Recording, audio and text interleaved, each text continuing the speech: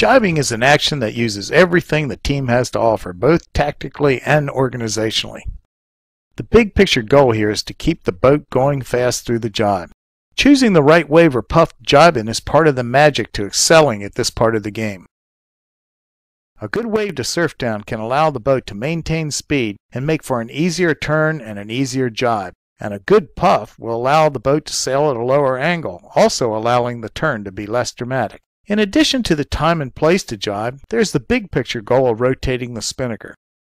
This takes good coordination between the trimmers and clear organization within the cockpit to make sure the sheets run free. As a driver, you should really try to stay dialed in to the speed of the boat through the angle of heel and pressure on the kite. The jibe is about getting from that dialed-in mode on one jibe to the same dialed-in mode and feeling on the other.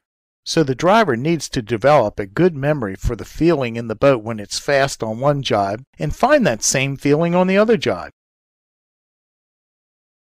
As the jibe begins, the driver has to bear away slowly, watching the trimmers as they rotate the spinnaker, careful not to jibe through the wind until the clew of the spinnaker is almost at the windward shrouds. Then as the main comes across, the driver should head up to the new course more quickly. It may be tempting to watch the Windex during the jibe, but the Windex can be dizzying, so it's better for the driver to watch the rotation of the clew, the crew's progress, and the horizon, then effectively jibe the boat. Jibing in lighter air may also require the crew to use weight to roll jibe the boat. The driver should talk the crew through the pace of the jibe using their weight with the helm to turn the boat. Rotating the spinnaker is a job for both the driver and the trimmer. If the driver swings the boat without considering the trimmer, then the spinnaker will likely end up with a wrap or hourglass. So while as a driver you may want to push the crew a bit, you also want to pay attention to their progress, slowing the turn if the crew is moving slowly for the turn of the boat.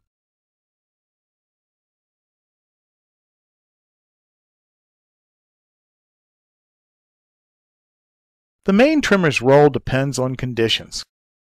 In light air, he may be able to jibe the main freehand, but in heavy air, he may have to trim the sail across by using the purchase of the main sheet, leaving the sail vulnerable to overtrim when exiting the jibe.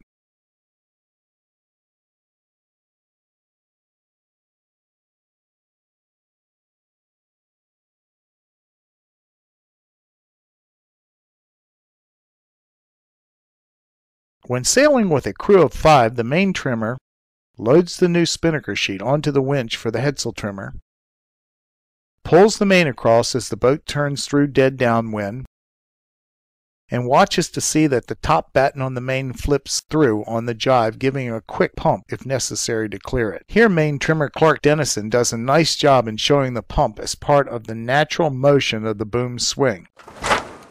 The more the driver and the trimmer watch the same clues, such as the rotation of the spinnaker clue, the more they are reacting on the same common ground.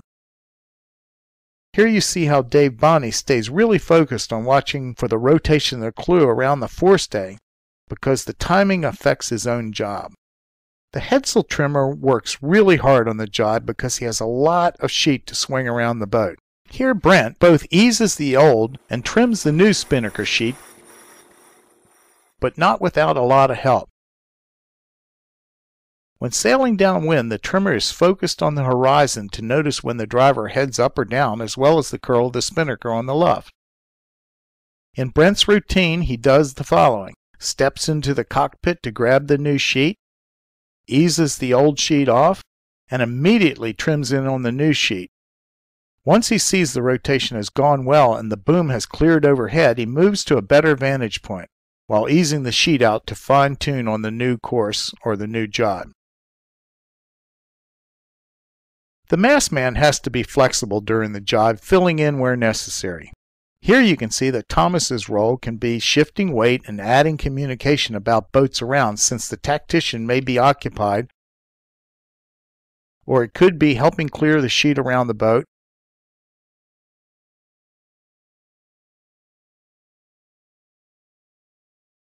or it could even be as a secondary trimmer bringing the new sheet around in heavy air as the weight has to be shifted aft in the boat and the loads become more difficult on the sheets. It's extremely helpful if the mast man is proactive about the weight shift, because his movement can help remind others who may be concentrating on other things that it's time to shift gears. The bellman has a rigid routine to adhere to. Here you can see that in Townley's routine, she steps up from her position on the rail, overhauls the new sheet as the trimmer trims the spinnaker to the new jibe, and then moves to the windward side to fine-tune the weight trim. Because crew roles and responsibilities on the J105 overlap in so many ways, it's really important for all the team members to have a solid big-picture understanding of what you're trying to accomplish in boat handling, favoring well-rounded sailors who can assist in several of the jobs on the boat.